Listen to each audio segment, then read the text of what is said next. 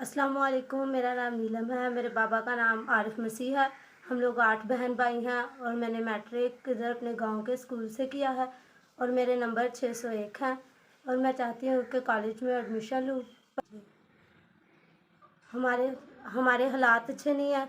मेरे पापा मिस्त्रियों के साथ मज़दूरी करते हैं और कभी मज़दूरी मिलती है और कभी नहीं मिलती।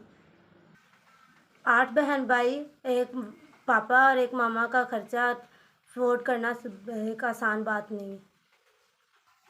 मेरी ज़िंदगी का ख्वाब है कि मैं पढ़ के टीचर बनूं और मैं कॉलेज में दाखिला लेना चाहती हूँ, लेकिन हमारे पास इतने अफोर्ड ही नहीं है कि मैं दाखिला ले सकूं।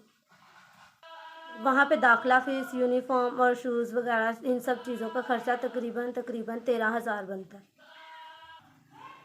मेरे पापा एक मज़दूर हैं और वो हमारे घर का खर्चा बहुत मुश्किल चलाते हैं, तो वो मेरे स्कूल की दाखिला फ़ीस और इसके बाद यूनिफॉर्म, शूज़ इन सब की कैसे खर्चा कर सकते हैं।